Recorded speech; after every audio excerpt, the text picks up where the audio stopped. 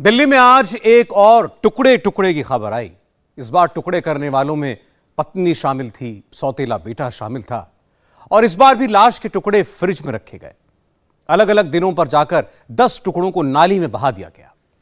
सब कुछ हूबहू वैसा ही जैसा आफताब ने श्रद्धा के साथ किया। सेम पैटर्न, सेम आइडिया और बॉडी को डंप करने का तरीका भी वही। श्रद्धा की हत्या की तरह यहां भी 6 महीने तक किसी को हत्या के बारे में पता ही नहीं चला। यह हत्या भी मई में ही हुई थी। श्रद्धा का कत्ल 18 मई को महरौली में हुआ था। यह मर्डर उसी महीने पांडव नगर में किया गया था। अंतर 12 दिनों का था। यह वारदात 30 मई की है।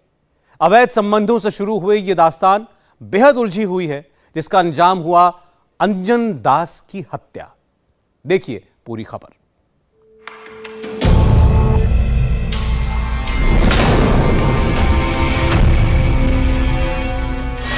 6 महीने पहले हुई हत्या सीसीटीवी की इन तस्वीरों से उजागर हो गई। 30 मई को ही त्रिलोकपुरी में रहने वाले अंजन दास की हत्या कर दी गई। शव को 10 टुकड़े कर दिए, लेकिन 6 महीने तक किसी को कुछ पता ही नहीं चला।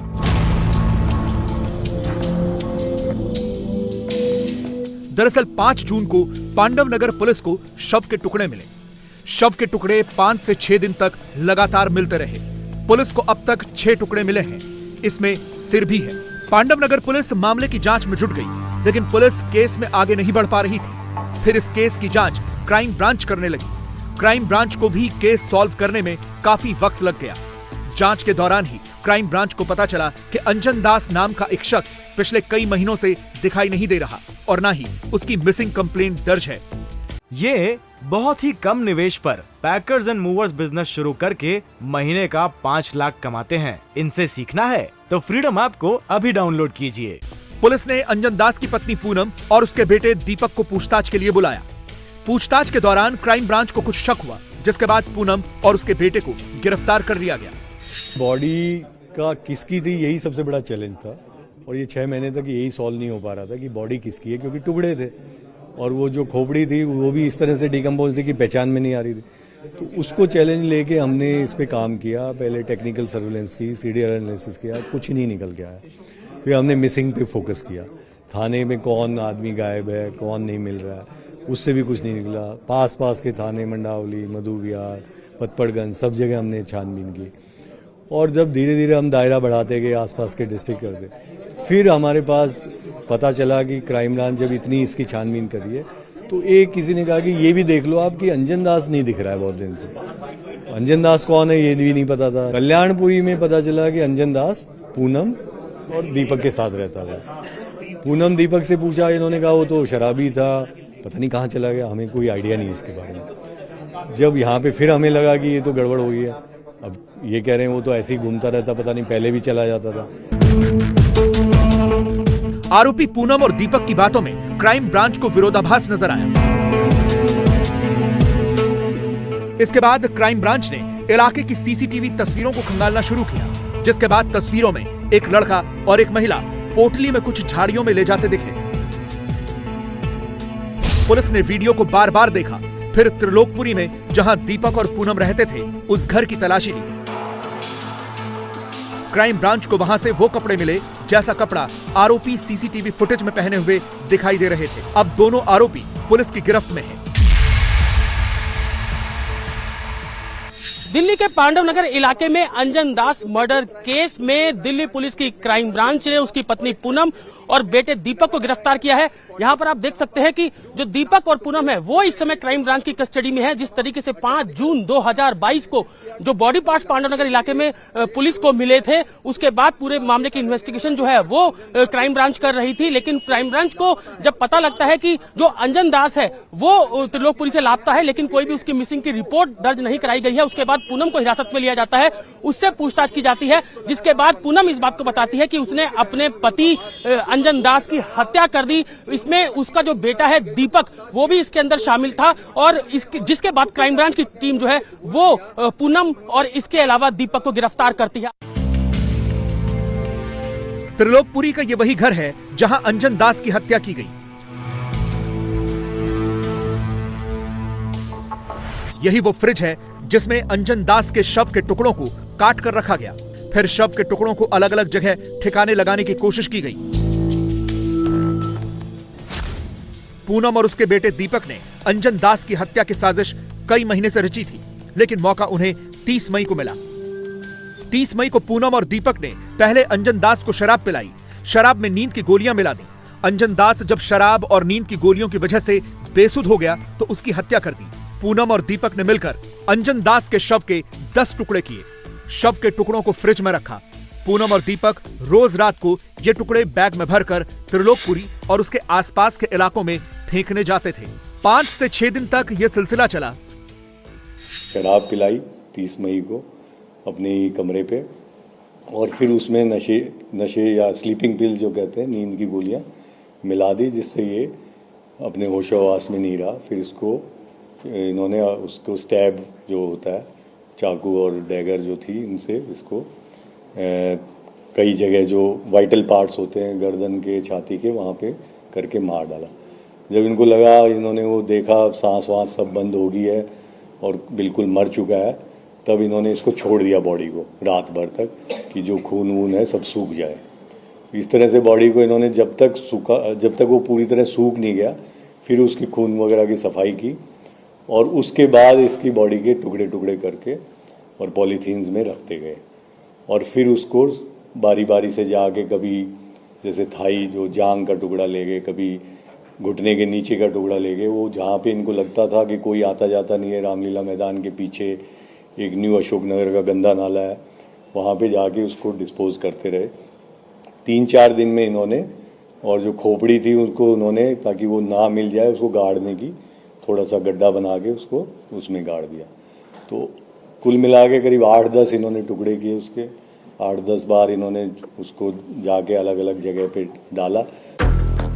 पूनम और दीपक से पूछताछ करने पर दोनों ने हत्या की पूरी कहानी और वजह बताई। मेरी बेटियों के साथ और बहू के साथ गलत करने की कोशिश करा। मेरी बेटियों के साथ और बहू के साथ गलत करने की कोशिश करा।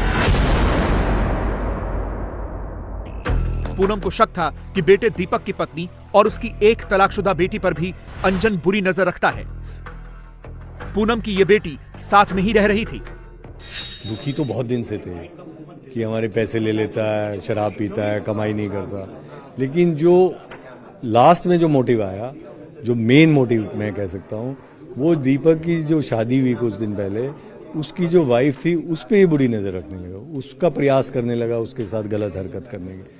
उससे जब दीपक को काफ़ी भड़क गया, उसने कहा अब और इसको सहन नहीं कर सकते, मैं इसका शराब पिलाऊंगा, गोली खिलाऊंगा इसको, और इसके टुकड़े इसको मार डालेंगे। जब सूख जाएगी बॉडी तो टुकड़े कर देंगे, और तुम जो पूनम को, जो उसकी मदर थी, माँ को उसने कहा कि तुम बाहर रह के निगरानी रखो, कोई आए तो उसको इधर उधर कर दो। और बाद में बॉडी पार्ट्स को ठिकाने लगाने में भी पूनम ने दीपक के साथ मिलकर इनको ठिकाने लगाया। पूनम और दीपक इस बात से काफी गुस्सा थे। दोनों अंजन दास को रास्ते से हटाना चाहते थे, और 30 मई को मौका मिला और दोनों ने मिलकर अंजन दास की हत्या कर दी। क्राइम ब्रांच की पूछताछ में दोनों ने अपना गुनाह कबूल कर लिया है। दोनों आरोपियों का कहना है कि इस हत्याकांड से दीपक की पत्नी और पूनम की बेटी का कोई वास्ता नहीं है। उन्हें इस बात की जानकारी भी नहीं है, लेकिन क्राइम ब्रांच इस मामले की जांच कर रही है। अंजन दास के शव के 10 टुकड़े किए गए। पुलिस को अब तक 6 टुकड़े मिले हैं, जबकि 4 टुकड़ों की तलाश जारी है। त्रिलोकपुरी के 4 ब्लॉक से लेकर यहां तक की दूरी 200 मीटर है। ये 20 ब्लॉक है जो कि कल्याणपुरी थाने के अंदर आता है। ये पूरा ओपन एरिया है।